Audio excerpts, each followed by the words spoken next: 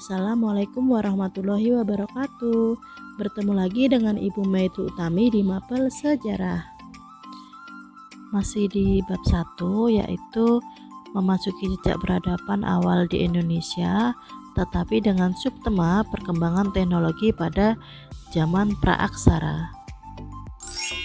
Pada bab 1 ini, untuk kompetensi dasarnya, siswa bisa memberikan kesimpulan-kesimpulan dari informasi mengenai asal-usul nenek moyang bangsa Indonesia, dan untuk tujuan pembelajarannya adalah siswa diharapkan bisa menganalisis perkembangan teknologi pada masa zaman praaksara.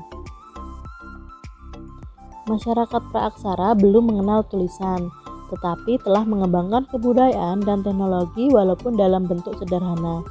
Teknologi yang berupa bebatuan yang digunakan masyarakat praaksara ini untuk memenuhi kebutuhannya.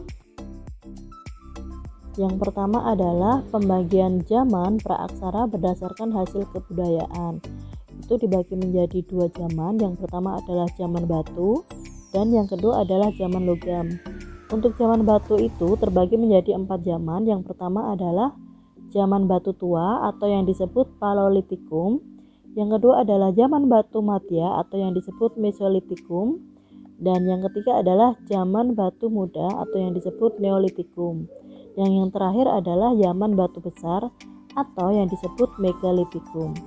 Untuk zaman logam itu terbagi menjadi 3 untuk yang di Eropa. Yang pertama itu adalah zaman tembaga, zaman perunggu, dan zaman besi. Untuk yang di wilayah Indonesia itu zaman logam cuma dibagi menjadi 2, yaitu zaman perunggu dan zaman besi.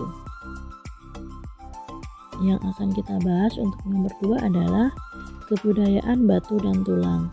Untuk kebudayaan batu dan tulang ini, peralatan pertama yang digunakan oleh manusia purba adalah alat-alat dari batu yang seadanya dan juga dari tulang. Peralatan ini berkembang pada zaman Paleolitikum atau yang disebut dengan zaman batu tua. Kebudayaan zaman Paleolitikum ini secara umum terbagi menjadi kebudayaan Pacitan dan kebudayaan Ngandong. Yang akan kita bahas pertama adalah tentang kebudayaan Pacitan. Jadi di daerah Pacitan itu sejumlah alat-alat batu berupa kakak genggam, chopper, alat penetak atau kapak berimbas berupa kapak tetapi tidak bertangkai digunakan dengan digenggam di tangan. Seperti contoh gambar di bawahnya, yaitu itu contoh kapak perimbas atau chopper, dan yang sebelah kanannya itu adalah pahat genggam atau hand axe. Untuk yang kedua adalah kebudayaan Ngandong. Di daerah Ngandong ditemukan alat-alat dari batu dan tulang yang berfungsi sebagai penusuk atau belati. Jadi gambarnya ada di bawah ini ya. Untuk nomor 3 yang akan kita bahas adalah pola kehidupan di pantai dan gua. Secara garis besar, kebudayaan Mesolitikum ini terbagi menjadi 2 kelompok besar yang ditandai lingkungan tempat tinggal, yakni di pantai dan di gua. Yang pertama adalah kebudayaan Jokkenmodinger. Jadi Jokkenmodinger ini istilah dari bahasa Denmark. Jokken yang berarti dapur dan modding dapat diartikan sampah. Jadi Jokkenmodinger itu sampah dapur yang merupakan tumpuan atau timbunan kulit siput dan kerang yang menggunung di sepanjang pantai Sumatera Timur antara Langsa di Aceh sampai Medan. Dengan Jokkenmodinger ini dapat memberi informasi bahwa manusia purba zaman Mesolitikum itu umumnya bertempat tinggal di tepi pantai. Untuk yang kedua adalah kebudayaan Abruzzo-Rose. Kebudayaan Abruzzo-Rose merupakan hasil kebudayaan yang ditemukan di gua-gua. Hal ini mengindikasikan bahwa manusia purba pendukung kebudayaan ini tinggal di gua-gua.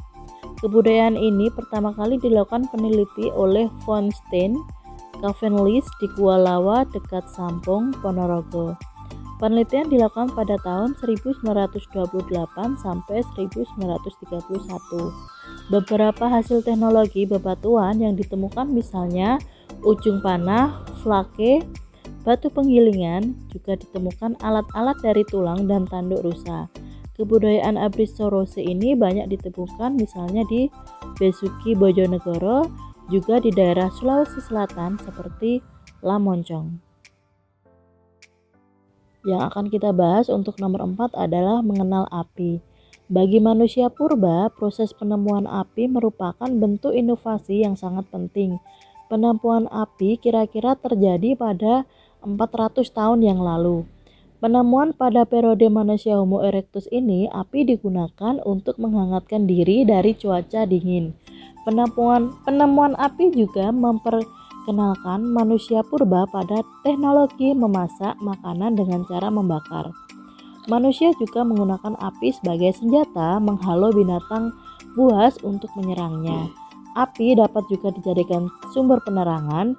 Dengan api, manusia dapat menaklukkan alam, seperti membuka lahan untuk garapan dengan cara membakar hutan. Untuk yang kelima yang akan kita bahas adalah tentang perkembangan zaman batu. Jadi, perkembangan zaman batu yang disebut penting dalam kehidupan manusia adalah Neolitikum atau zaman batu baru.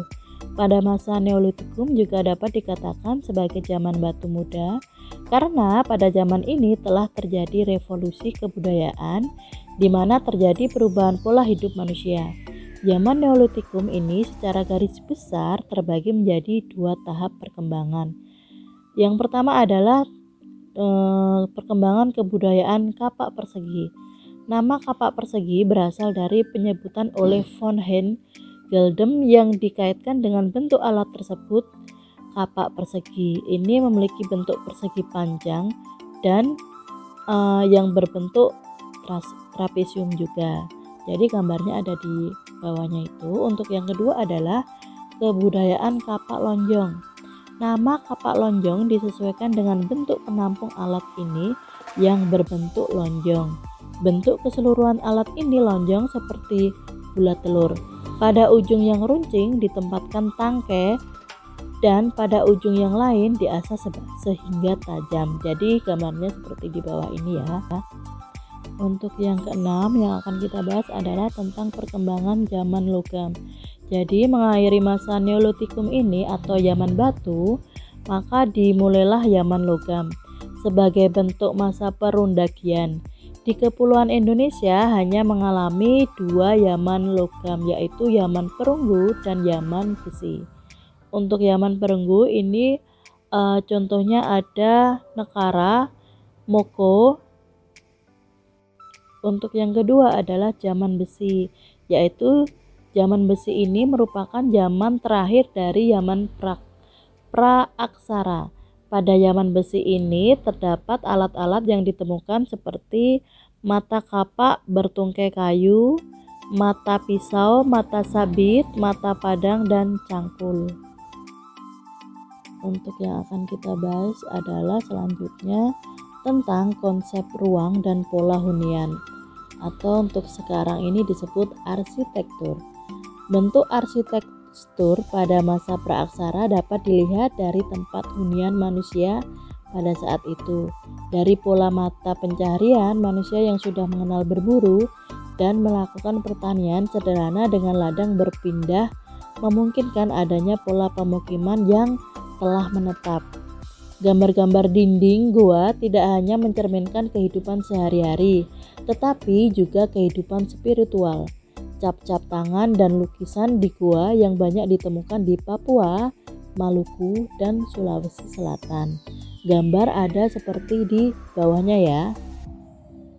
Untuk tugas hari ini, yang pertama adalah nilai-nilai budaya masa praaksara apa saja yang menumbuhkan kesadaran bagi generasi sekarang, sehingga perlu tetap dipelihara dan dilestarikan. Untuk yang kedua adalah apabila kalian melihat dan mengamati gambar ilustrasi benda-benda budaya dari zaman praaksara, apa yang tersirat dalam pikiran kalian saat itu? Jawab di kolom komentar video ini dan jangan lupa buat sebutkan nama kelas dan nomor urut kalian ya untuk nilai keaktifan kalian. Oke, sampai di sini untuk video hari ini. Terima kasih sudah mengikuti pembelajaran dengan baik, dan apabila ada pertanyaan juga silahkan tulis di kolom komentar video ini ya. Jangan lupa buat komen, like, dan subscribe untuk mendukung channel YouTube Ibu Mai. Sampai jumpa di pertemuan berikutnya. Assalamualaikum warahmatullahi wabarakatuh.